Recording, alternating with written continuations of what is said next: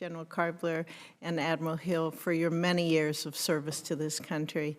What you do every single day may not be known by every American, but you keep every American safe. Thank you. We appreciate you appearing before us today, and we look forward to hearing from each of you. As we continue to develop and field integrated air and missile defense capabilities, it's important to recognize that the threat landscape has evolved significantly since the inception of our missile defense programs. This evolution of adversary missile and offensive strike technology, including hypersonic weapons and unmanned aerial systems, increasingly holds at risk not only our military installations, but also civilian populations and critical infrastructure. As you know, for many years now, this subcommittee has strongly advocated for getting more capability on Guam and getting it there as fast as we can. I look forward to hearing more about the Department's plan for the defense of Guam and how the investments proposed by this budget would strengthen the missile defense of the island. The incursion of the Chinese spy balloon earlier this year also highlights the need for increased domain awareness. We cannot intercept what we cannot see and track. It's critical that we continue to invest in terrestrial over-the-horizon radars and space-based missile warning and missile tracking systems, including the Hypersonic Ballistic Tracking Space Sensor, or HBTSS. I look forward to hearing more from our witnesses about these issues and about how the FY24 would impact their mission. Thank you, Mr. Chairman. Secretary Plum, are you leading off? Yes, sir. So, thank you. Chairman King, Ranking Member Fisher, distinguished members of the committee, thank you for this opportunity to testify today on the fiscal year 24 missile defense budget. And I am honored to appear alongside my colleagues here, General VanHerck and Vice Admiral Hill and Lieutenant General Karbler. And if it is all of your last hearing, then I have really appreciated working with all of you. Look how sad they are, sir. Today, our competitors are using advanced offensive missile capabilities as a principal means to execute their warfighting strategies. We know China is our department's pacing challenge. China has accelerated its efforts to develop, test, and field thousands of missile systems across all classes and ranges. Russia remains our acute threat. Russia has conducted thousands of missile and drone strikes to terrorize the civilian population of Ukraine and degrade Ukraine's warfighting capability. Iran has launched missile attacks into neighboring states and provided rockets and drones to non-state actors who in turn use them to target U.S. forces and partners. And of course, they've also provided UAS systems to Russia, which is using them in the battle in Ukraine. And North Korea continues to conduct ICBM and other missile tests to threaten and coerce its neighbors. So given these threats, missile defense has never been more important. The 2022 Missile Defense Review was released in unclassified form last fall, and this review updated U.S. policy to reflect the current security environment with three kind of large updates. One, emphasizing that we will stay ahead of the North Korean missile threat to the homeland through a comprehensive missile defeat approach, which will be complemented by the credible threat of direct cost imposition. Second, it makes crystal clear that an attack on Guam or any other U.S. territory by any adversary will be considered a direct attack on the United States, and it will be met with an appropriate response. We are committed to the missile defense of Guam to simultaneously protect U.S. civilians, U.S. forces, and our ability to project power in the region. And third, to deter attempts by adversaries to stay under the nuclear threshold and achieve strategic results with conventional capabilities, the U.S. is pursuing active and passive measures to decrease the risk of adversary cruise missile strikes against critical assets in the homeland. The President's budget invests $29.8 billion in missile defeat and defense capabilities. This is an increase of nearly $3 billion over last year, well, this year actually, FY23. Specific to missile defense, this includes $3.3 billion for the ground-based mid-course defense, including $2.2 billion for the Next Generation Interceptor, $1.5 billion for the defense of Guam, nearly $5 billion for missile warning missile track, both the new P-LEO constellation and the next generation overhead persistent infrared architecture. $2.2 billion for SM-3 THAAD and PAC-3 interceptors, nearly $1.5 billion to counter lower-tier missile threats, and hundreds of millions of dollars for over-the-horizon radars, hypersonic defense, and directed energy development. Finally, the FY24 budget continues to prioritize U.S. support to allies and partners. The U.S. does not face missile threats on our own. Missile defense cooperation strengthens our common protection, enhances deterrence, and provides assurance that bolsters the cohesion of our alliances. So the President's budget makes significant investments in missile defense. Those missile defenses are foundational to integrated deterrence. I'd just like to thank the committee for your tireless support of the Department and U.S. national security, and for your support of the President's budget. And I look forward to your questions. Admiral Hill. Chairman King, Ranking Member Fisher, distinguished members of the subcommittee, thank you for the opportunity to discuss missile defense today. I'd like to take a quick moment to thank the women and men of the Missile Defense Agency for the hard work they do every day, delivering capabilities to the services to meet joint command requirements to counter ballistic, maneuvering, and hypersonic missile threats. If I were to summarize the missile threat, it's three things. It's large numbers, it's high speed, and heavy maneuver. Those are the challenges right now, and they are the challenges for the future. MDA is requesting, as mentioned, $2.9 billion to continue our mission of meeting these threats, and I'm going to talk to you about three priorities. The first is homeland ballistic missile defense, and then I will talk about defense of Guam and hypersonic defense. The first priority of homeland ballistic missile defense, which includes Alaska and Hawaii, the ground-based mid-course defense system, has protected the homeland from rogue nation ballistic missile attacks since 2004.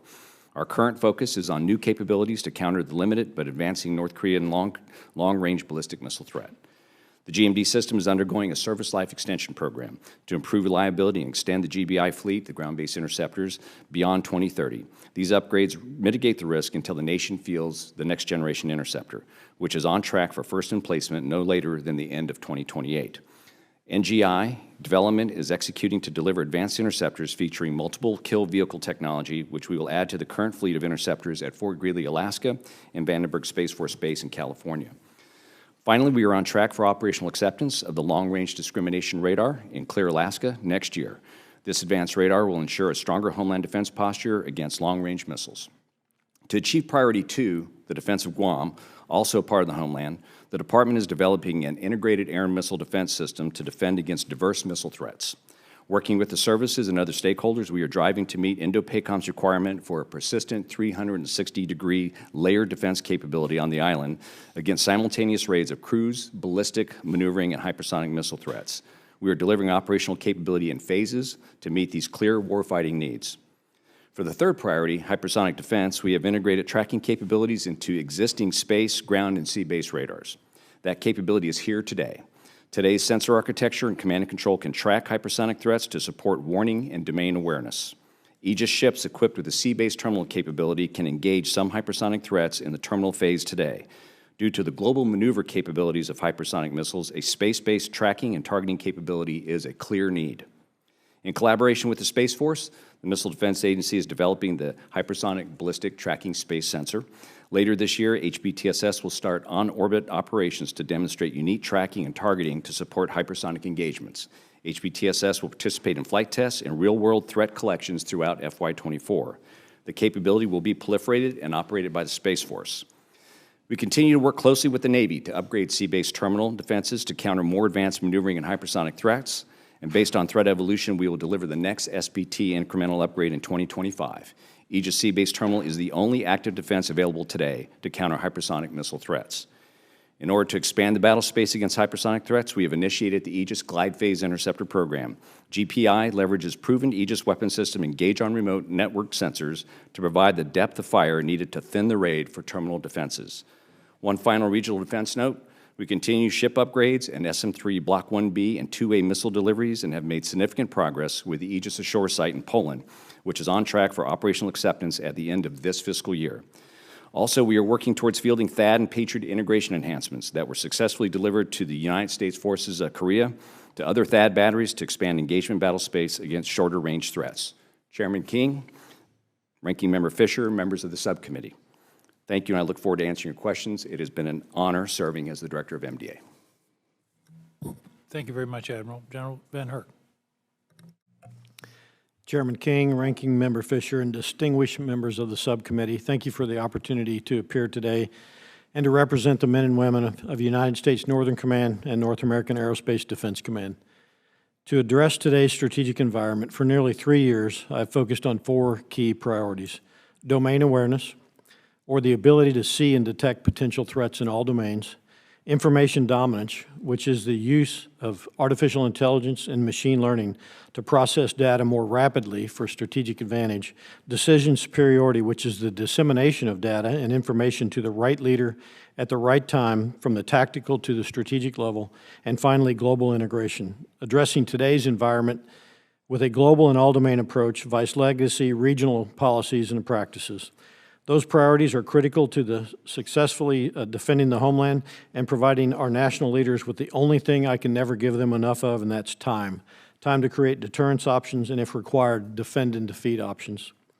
I believe the greatest risk for the United States stems from our inability to change at the pace required by the changing strategic environment.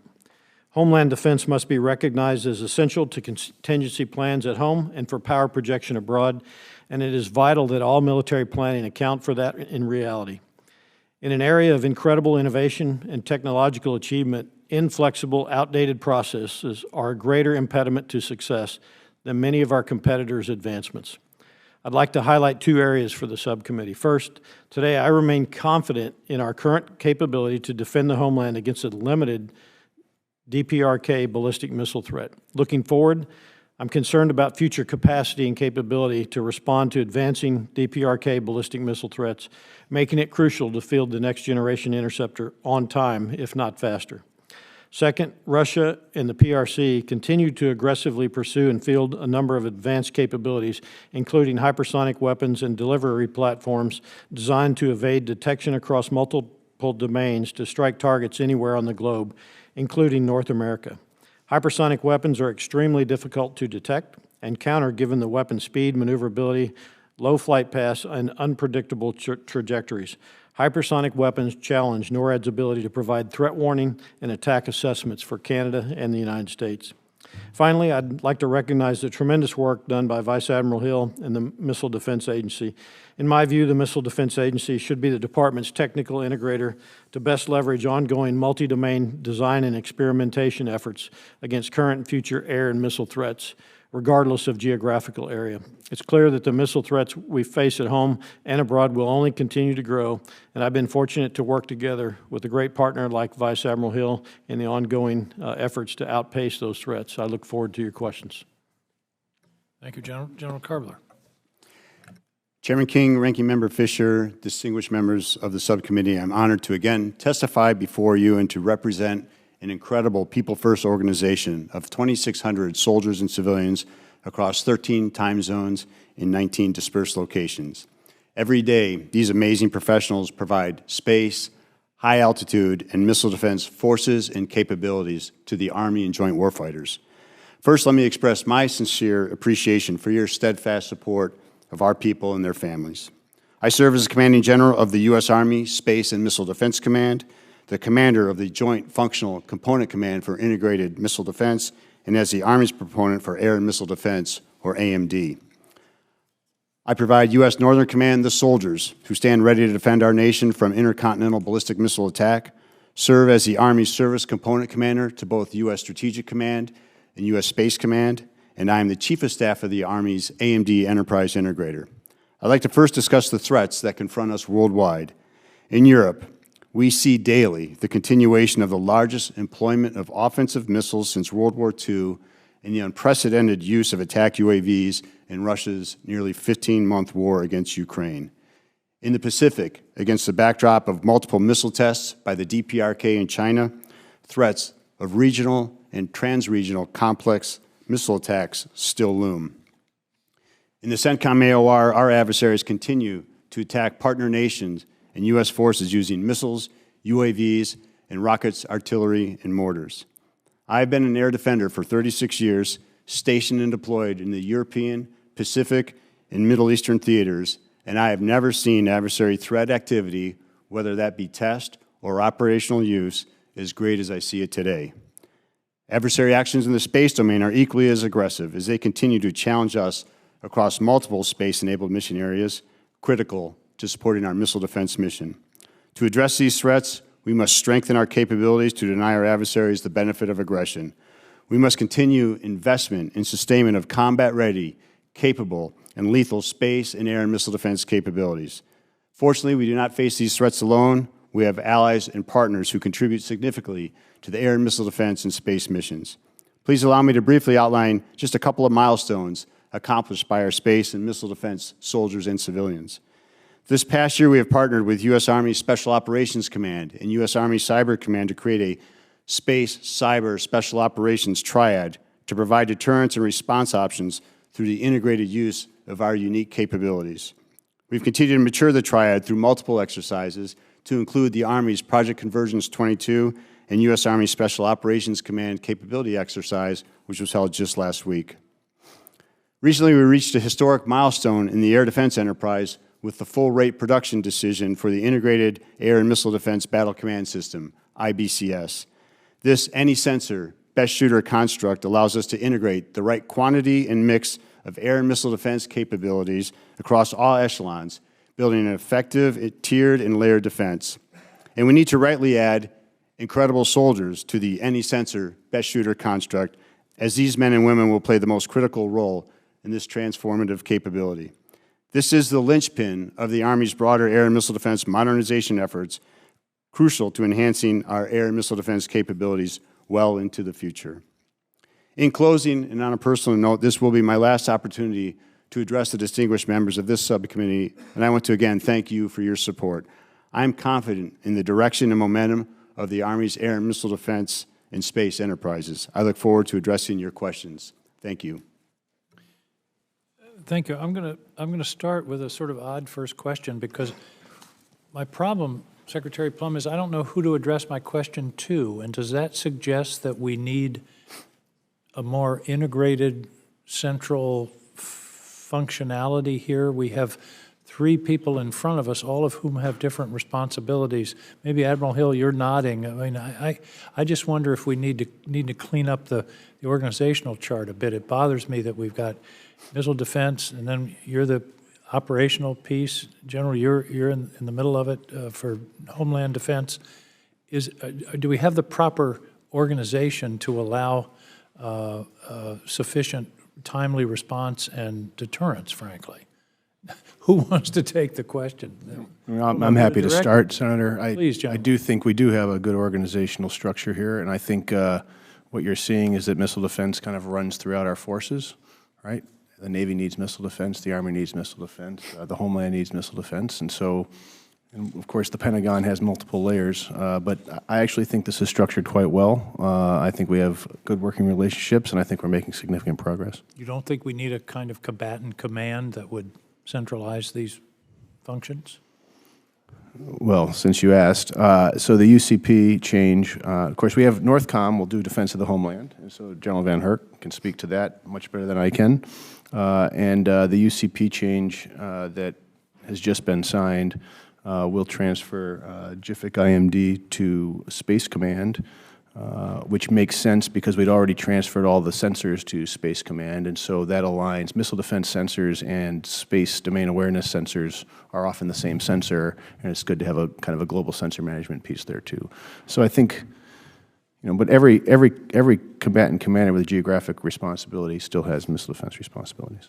Well, all right. Let me go back to what would have been my first question, and I guess I'll ask it of Admiral Hill.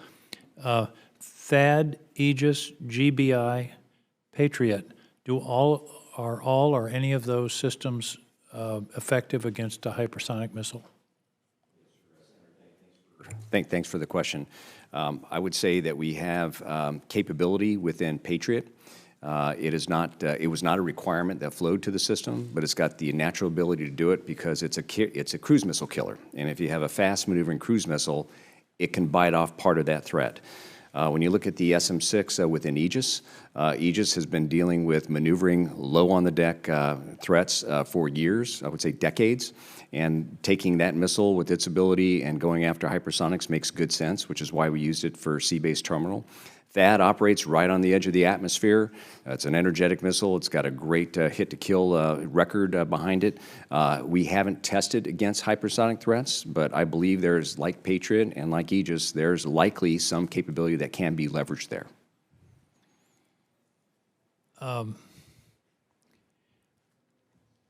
Why not more emphasis on directed energy? A missile, a bullet on a bullet is an expensive proposition. How much, well, let me ask that question. How much is a single THAAD bullet?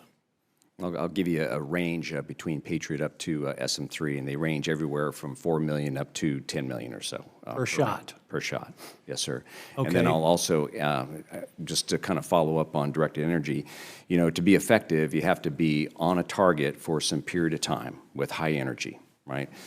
Today, that high energy is scaling its way there.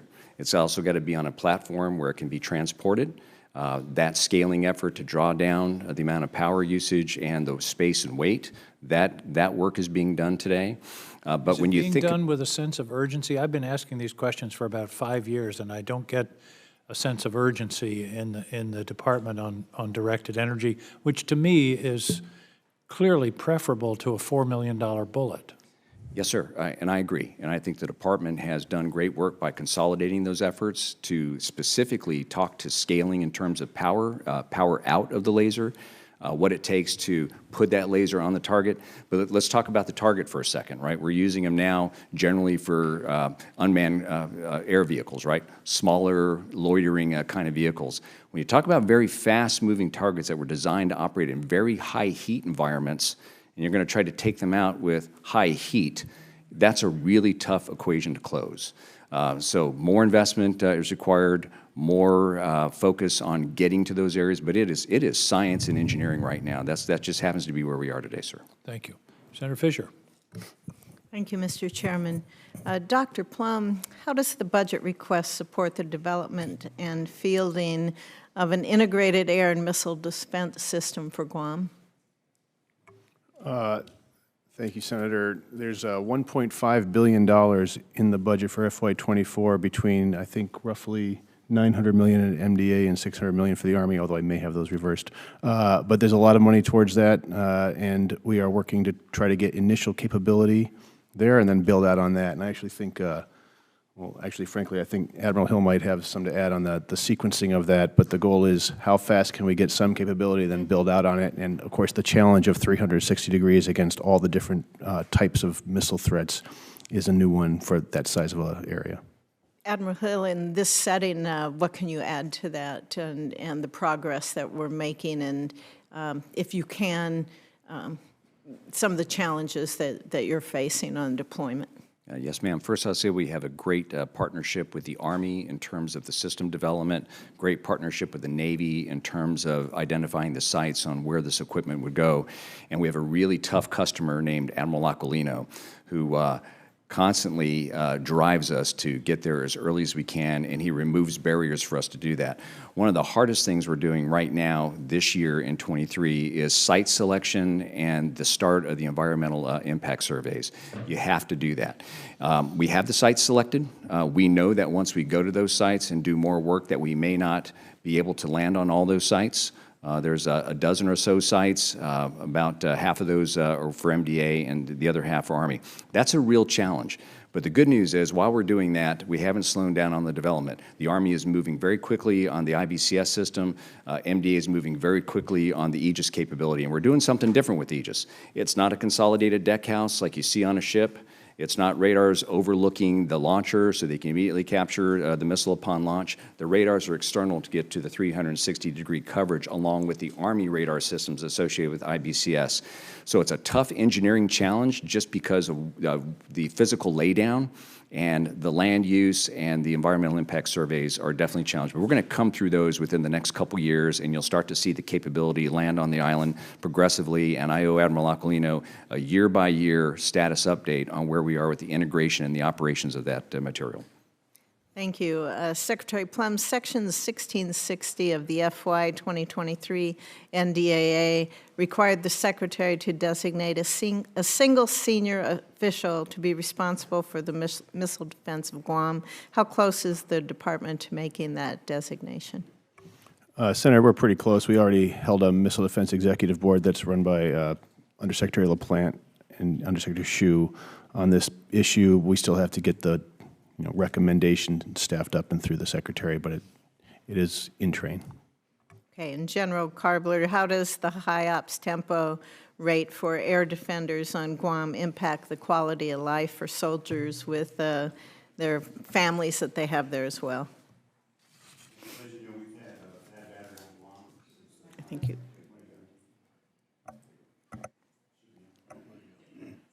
Tess? Okay. We've had soldiers on Guam since 2013, so for 10 years we've had a THAAD battery there.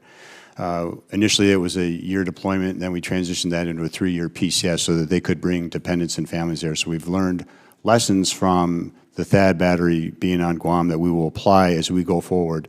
One of the critical elements is the fact that the infrastructure, in addition to the missile defense capability that we will bring, we also have got to ensure that the infrastructure is there to support soldiers and family, and that is a key point that we have brought up, and I know General Flynn at USERPAC is making sure that he emphasizes as well.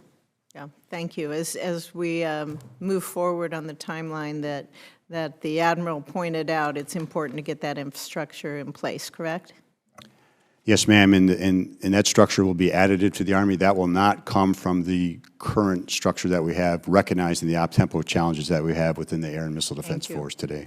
General VanHerck, NORTHCOM and NORAD are required to track various threats to our homeland, and I appreciated our discussions earlier this year on some of the items on your unfunded priorities list that would help increase that domain awareness.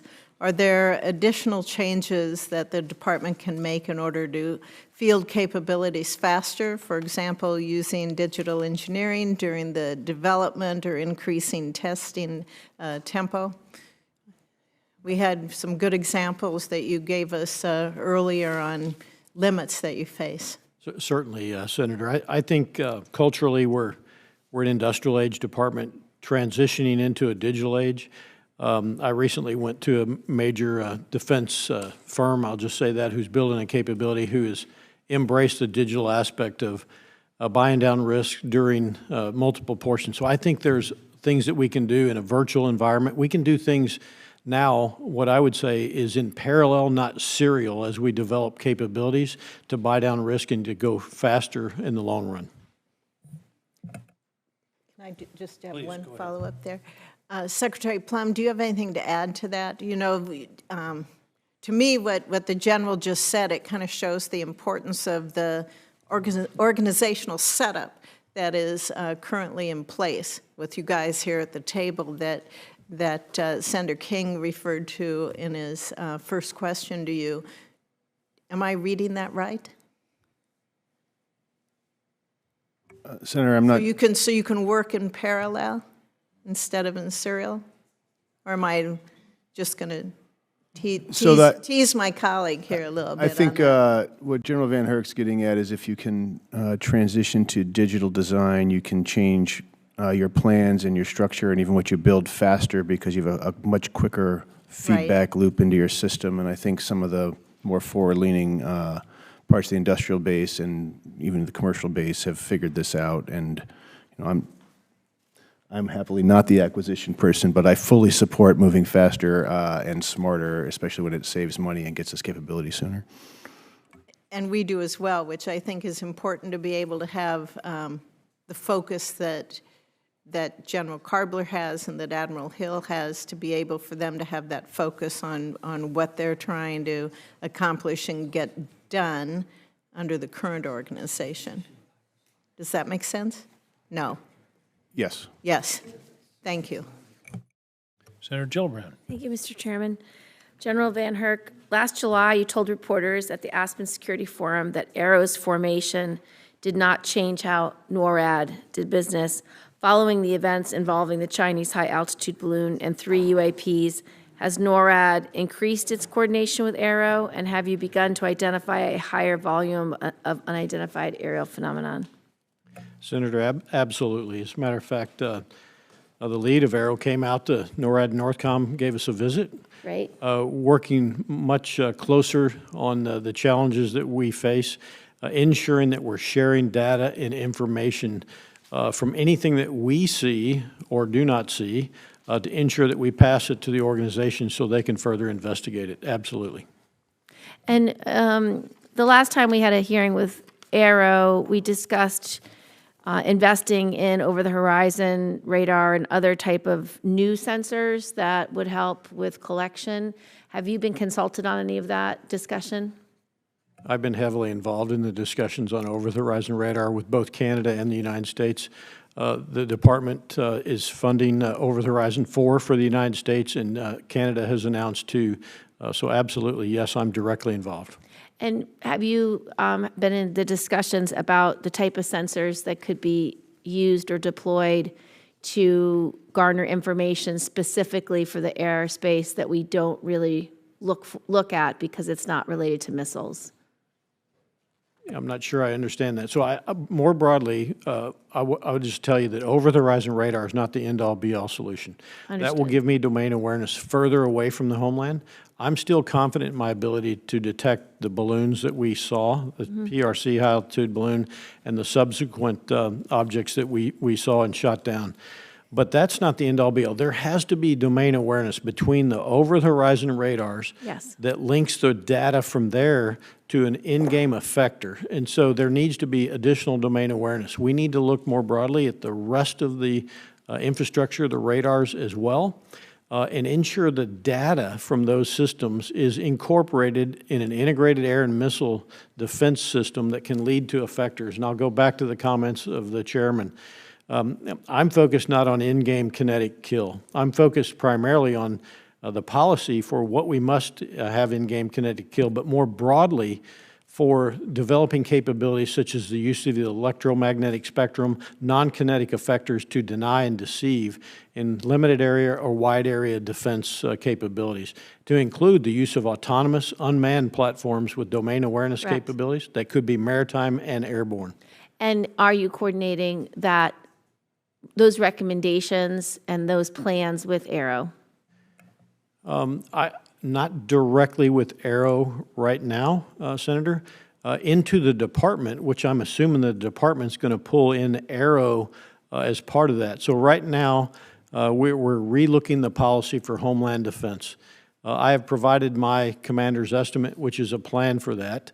I'm also in the middle of developing what I call Homeland Defense Design 2035, which gets after exactly what I talked about, a new way of defending the homeland. And that's vastly different than the way we do it today with fighters, tankers, AWACS, those kinds of things. I appreciate that, and I'm looking forward to that myself. We've heard that our radar sites, depending on who you asked, are based on 1980s technology or 1990s era technology and 1960s era decision process.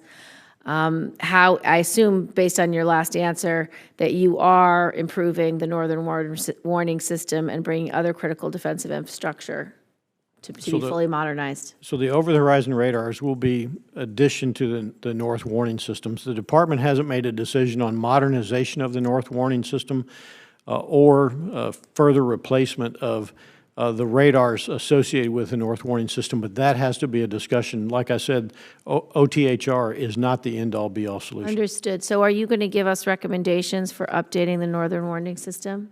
As part of the relook at Homeland Defense and the policy study ongoing right now, that has to absolutely be part of the way forward. I look forward to seeing that. Admiral Hill, I still have time, right? You have 30 seconds. Okay. I didn't know if your tap was hurry up. I didn't know it was a hurry up tap. Okay. Admiral Hill, while at the House Armed Services Committee hearing in March, General Milley told Congresswoman Stefanik that he believed a potential third missile defense site at Fort Drum would be strategically worthwhile. Do you agree with that assessment? And what advantage does this provide us when dealing with a potential nuclear threat from Iran? Yes, ma'am. During my last testimony, I did mention that I support the chairman's comments. I think another site, you can never have too many sensors. You can never have too many effectors to deal with the kind of threats that we're dealing with. I do think it's part of a mix of other options that we can look at. And so we're doing a study now that we owe back to the Hill by the end of June. And so we'll complete that and deliver that. Okay. Mr. Chairman, I'm going to submit a question for the record concerning cyber to Secretary Plum. Thank you. Senator Kramer. Thank you, Mr. Chairman. Vice Admiral Hill, I'm going to start with you just to relieve General VanHerck, who's thinking he's going to ask me about parks. I know he's going to ask me about parks. He always asks me about parks. So I maybe building on what he has just been talking about, maybe I'll get back to him as well, relate to Senator Gillibrand. What role does ground-based radar play? And since I brought up ground-based, and what about parks? What do you see as the future for parks in this transition, at least, to more yes, space-based? I believe the Parks Radar is owned and operated by the Space Force. It is. We did and continue to assess the utility of it based on where our threat regions are and our focus for our sensor architecture. Right now, park is not a part of the overall missile defense architecture. I think the Space Force has ideas for it. I'm not familiar with them yet, so I'd probably have to go back and do some So does that mean I have to ask General VanHerck again to remind us of the importance of parks, short-term, mid-term, maybe long-term? General? There's $108 million in the President's request in FY24 for parks to go forward. It's crucial for missile warning today. As we go forward and the proliferated low Earth orbit capabilities come online, then I'm sure the Department will reassess the need. And I'm confident if it's still required, the Department will continue to fund it. The policy that you were visiting with Senator Gillibrand about, when would we expect that, and how would that affect, say, a budget a year from now, 2 years from now, as we're trying to, move at the pace of China? Yeah, I'd defer to the Department on that. I expect that policy within weeks to a few months, and it should inform the next budget cycle. Very good. Thank you. I'll yield back, Mr. Chairman. Thank you all. Thank you, Senator. My impression, and perhaps you have the figures, Mr. Secretary, is that we're spending a lot more money on developing hypersonic missiles than we are in defending against hypersonic missiles. Is that true? I don't have hard numbers on that, sir. Could you take that for the record, please? Yes. And if I'm correctly informed that that is the case, that we're spending more, it seems to me that we ought to be reconsidering that in terms of the importance of defense. Let me go back to my question, Admiral Hill. Can we stop a hypersonic missile today? You're on an aircraft carrier in the Western Pacific. A hypersonic missile is fired coming at you 7,000 miles an hour. Do we have the capability to stop that missile? You have the capability to stop it in two places. One is in its ballistic flight. But it's a hypersonic missile. Does it necessarily go into ballistic flight? Not all of them do, but the ones that are currently, currently in the theater we're talking about will normally start with a boost and then go into a glide and then to the terminal phase. And in the terminal phase, it can be defeated. And do we have, it can be defeated by a ship at sea? By a destroyer guarding the carrier. Yes, sir. Why aren't we testing more? I couldn't find it in my notes, but I think China's testing something like 20 times as many missiles as we are. Why are we so? They seem to be more tolerant of failure, and they learn more, and we have to. Our tests have to be perfect. Talk to me about testing. Yes, sir. So testing is really the end of the system engineering loop, right? You're validating that you've met your requirements through the system development. So clearly they're moving faster than we are. I would say that many of the tests that we do in some of these more high-end threat areas, we don't report out publicly because of the classified nature of them. So there is I would say a reasonable amount of testing that is occurring against those sort of advanced threats. We just don't publicize them. Well, I think it was you in your testimony that said we're not reacting fast enough, that this climate is changing so rapidly that we're not, what should we be doing? What can this committee do in the way of additional resources, additional organizational changes so that we're not continually trying to catch up? Because this is a strategic change in the world that we're not adequately addressing. What do we need? I'm talking about hypersonics. What do we need to do to be able to address that more effectively? Yes, sir. So we have addressed the policy. So the hypersonic defense that we do today is regional-based, meaning we will take care of forward sea bases and forward deployed Army maneuver forces. That's our focus today. And we want to do layered defense, which is why I'll talk about glide phase. I'll talk about kill it in the boost phase. We know how to kill aircraft. And when we're down in that terminal phase, we have to have a robust capability to do that and the loadout on the ships. So that's our focus today, is on regional. We do not have the policy to go after the strategic hypersonics. And that may be where you're going, Senator. I'm not sure. It seems to me that this is a deterrence gap where we need our adversaries to know that this weapon is not going to be effective. The whole idea of deterrence is that there's a level of resilience. And that's what worries me, is that by not having the defensive capability, you're inviting, in effect, a strike. We do have the defensive capabilities within the sea base today. I want to work with the Army to build out the Patriot capability that we talked about earlier and to add to that capability. We have a program in place called the Glide Phase Interceptor to thin the raid up in a different part of that flight regime because from a layered defense perspective, we want to attack every part of that trajectory, and particularly where they're vulnerable, which is in the glide phase. Taking account of chaff and diversions and decoys and all of that kind of thing. General Karbler, can you see a hypersonic from space? Single missile? Depending on the platform delivery system, sir, yes. If it's on the end of a boosting missile, we will see the initial. We'll get an initial indication of it launching. But once it starts going into its flight phase, it becomes a very difficult target to track. To keep track custody of it really from birth to death, as it would. Particularly if it's at a low altitude. Is that correct? Correct. This is an entirely different question. Obviously, missile defense is very important to the Ukrainians. Why isn't Iron Dome being deployed to Ukraine? Secretary Plum? We helped pay for it. We've sent something like $3 billion to Israel to develop it. $500 million a year, my understanding is. Wouldn't this be a very important resource for the Ukrainians, since their principal problem right now is air defense? So, Senator, what we are using for supplying Ukraine with missile defenses from the United States stock is things we can draw down from our own stock. We've supplied Patriot batteries, for example. We've supplied significant investments in missile defense, and we've encouraged allies to do the same. I understand a Patriot just took down a Russian missile yesterday, I believe. It certainly has been in the news. Open source. Yes, open source. There was a Patriot intercept of a Killjoy hypersonic missile in the last few days. Yes, sir. What about Iron Dome? I'm not aware of an Iron Dome system being offered to Ukraine, but that could be incorrect. I just don't know. Maybe someone else at the table, but I'm not sure. Any other thoughts?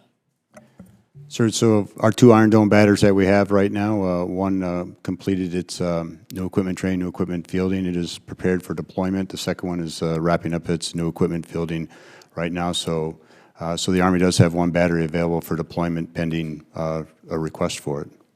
Thank you. Secretary Rosen. I was going to say, I promoted you. I don't know if I got a promotion or... Senator Rosen, sorry. It's a flying day, so it's a long flight from the West Coast. So there you go, just got in. So thank you very much, Chairman King, Ranking Member Fisher. Appreciate it, and appreciate all of you and for your service, everything you're doing here today. So I'm going to talk a little bit about safeguarding domain awareness. So General VanHerck, as you well know, our adversaries continue to field advanced capabilities across domains that have the potential to threaten the homeland. So in light of these threats, NORTHCOM and NORAD must ensure that the systems providing the homeland with domain awareness are survivable, adaptable, and modern. In addition, these systems must be hardened, as they'll be subject to an array of cyber attacks during any contingency. And so I'm encouraged by NORTHCOM's continued efforts to modernize legacy detection systems, such as the over-the-horizon radar, detection alone isn't sufficient. Operators have to have the ability to effectively communicate the operational picture to other commands as well as to our partners and allies, often under highly compressed timeframes, and we see those with hypersonics and others. So, General VanHerck, what steps are you taking to sufficiently harden our command and control nodes, particularly in the cyber domain, so that we are able to effectively share the operational picture during a potential conflict?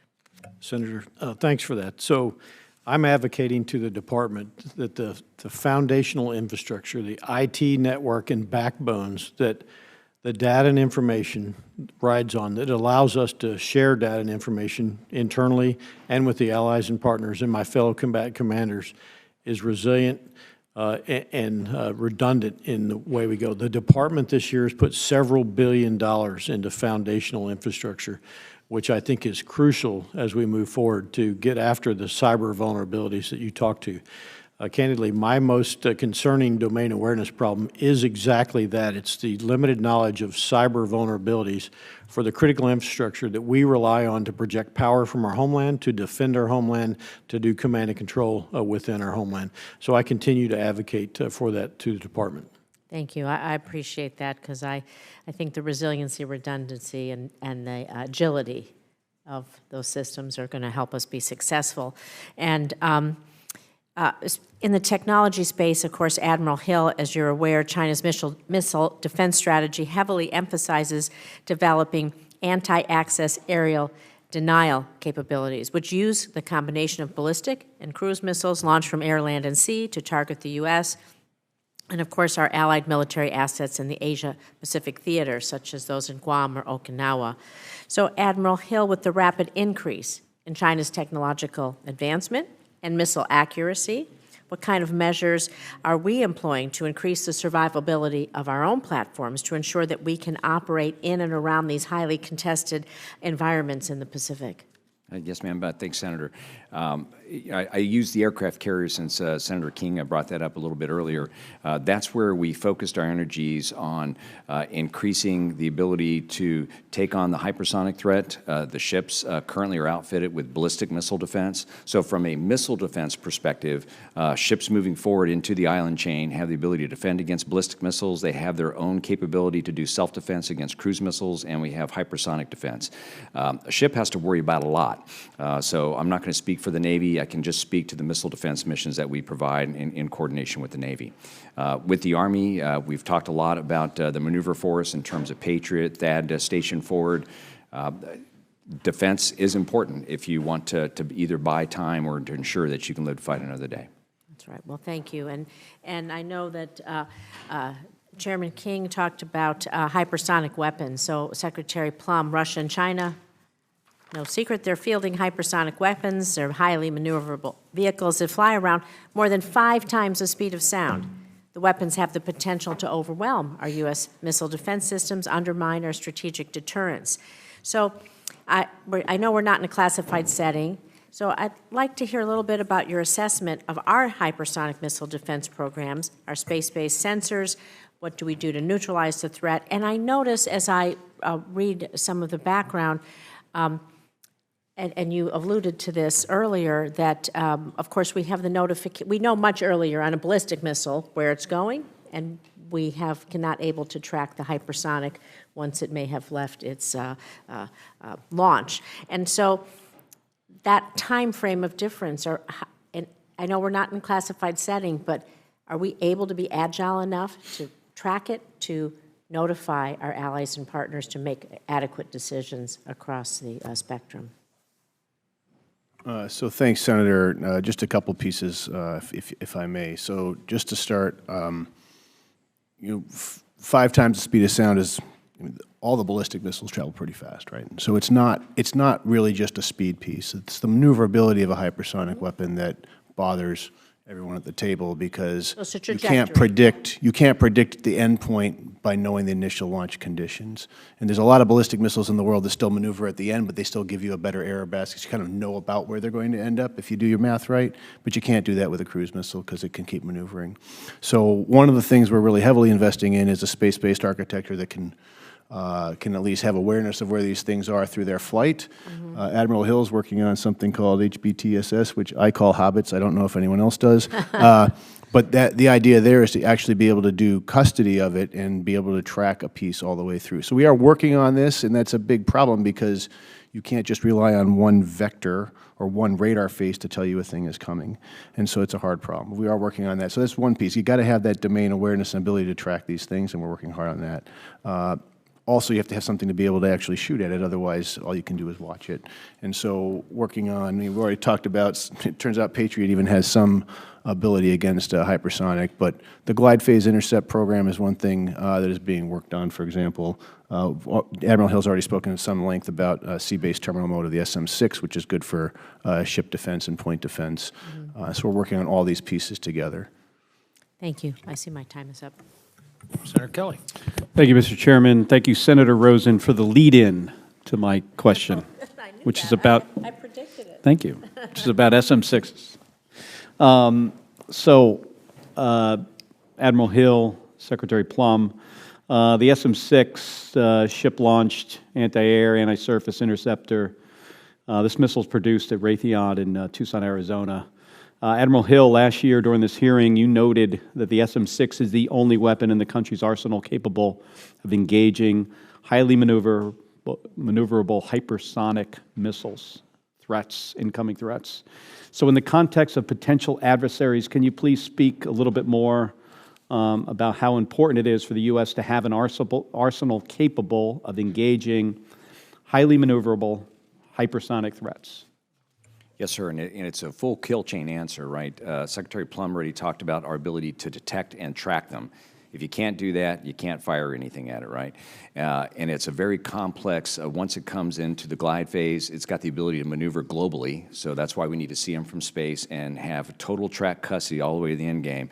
And when they dip into the atmosphere and start that maneuver, you have to have the shooting battery, whether it's a ship or some sort of land-based unit that can do that fine-tuned tracking in the end game to launch and control that missile. But it's important to have an arsenal of them. When you say arsenal, I translate that as an inventory. You need a large inventory of them because, again, the threat can be defined as big numbers, very high speed, and maneuver. Before we get to the procurement and the inventory numbers, can you comment a little bit about when we get to that end game, and maybe you can't because this is not a classified setting, but when we look at like cross range for an SM-6, can it match the cross range capability of any hypersonic missile that China is currently developing? I think in this environment I can say yes, that we are matched very well with the threat and where it is today. We're going to have to continue to improve our missile capability. At some point we will overmatch the G capability of that missile frame.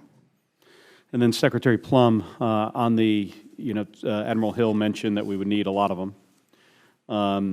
I understand DOD is requesting a multi-year procurement in the next budget request to include 825 SM-6 missiles. Can you explain why it's such a critical request as we face this capable adversary and why doing large lot procurements is the best way to do this? Well, first of all, Senator, again, I'm not the acquisition professional at this table, but I will just say that once you have a proven capability, being able to buy it in large lots gives you insight into how the missile performs. So it's much better than just building a few at a time. It's a much better way to do your statistics on your manufacturing and how it works. And if we have a high-value target and we've got an incoming hypersonic missile, I imagine the ops plan there is not to just launch one of these things at it. Hence the 825 number to protect the fleet and the high-value targets. Yes, sir. In air defense, it's really an operational question because it'll vary, but most commanding officers of a ship, most commanding officers of a battery will determine what their salvo size is based on the threat and numbers that they're dealing with. Yes, sir. Thank you. Another subject. So the request, I think, is for $1.6 billion for Aegis in fiscal year 24, which gets us 27 SM-3 Block 1Bs and 12 SM-3 Block 2As and develops upgrades to the system. The Aegis site is expected to be among the first to receive the SM-3 Block 2A, and I think this is going to be at the Aegis Ashore site in Poland, is my understanding. Can you provide a status of Aegis Ashore in Poland and what it will be able to do when fully operational? Yes, sir. So Aegis Ashore in Romania operational today. Poland is going through the Board of Inspection survey today, so we're leveraging the Navy processes there that drive us to Chief of Naval Operations acceptance by the end of this fiscal year. It'll then go through European Command and NATO acceptance throughout next year. So we're right now operating the site, but we'll come through those different certifications over the course of the next few months, and it'll be fully operational. And what it provides is it completes the European Phase Adaptive Approach Phase 3, which means that we can defend against ballistic missiles from rogue countries to protect Europe and the United States. In my remaining 15 seconds, real quick, when I was over in the Middle East in January, Israel and some of our Middle East partners, made a request and looking for support for an integrated missile defense architecture in the Middle East between Israel, other countries, and the United States. What are your thoughts on an integrated regional missile defense for the Middle East? Question for Yes. me? Yes, Probably Admiral. more of an operational question, but from a acquisition and development perspective, we work very closely with Israel. Senator King mentioned that $500 million of our budget every year goes to building out the defense capabilities for Israel, focused mostly on upper tier Arrow, David Sling, and Iron Dome. We integrate as far as we can integrate, whether it's across the sensor architecture to provide tracks, or if it's a deeper set of integration, as General Carberly does within the Army on Iron Dome. But I think there's nothing wrong with being integrated across friends and allies. Thank you. I want to thank all of you for joining us today. I have a couple of concluding thoughts. One is it strikes me as bothersome that all three of you are leaving at the same time. It also strikes me as bothersome that I think the Chairman of the Joint Chiefs, Chief of the Navy, I believe the Air Force, are also all leaving this summer at the same time. There ought to be a staggered system so that there's continuity in this critically important function. That's not your problem, but it's one that, Mr. Secretary, I think we ought to think about. To have the entire upper echelon of this particular critical function walking out the door essentially within months strikes me as not a good organizational structure. Secondly, the three of you are in an extraordinary position to be able to give us some strong exit interview data. In other words, as you're leaving, what would you change? What would you suggest to the committee in terms of authorities, organizational structures, priorities? Where do you think we could improve this entire missile defense enterprise?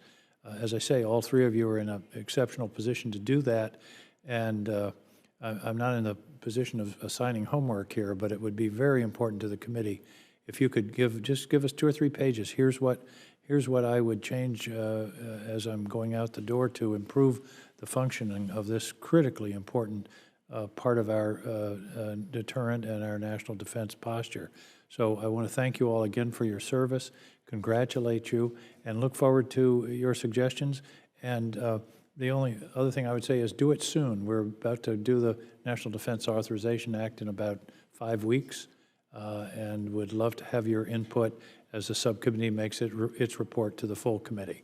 Thank you again, and thank you for your service to the country. Senator Fisher, did you want to add any conclusion? Well, I would say well said, Mr. Chairman. Thank you all. Thank you. Hearing's adjourned. Thank you.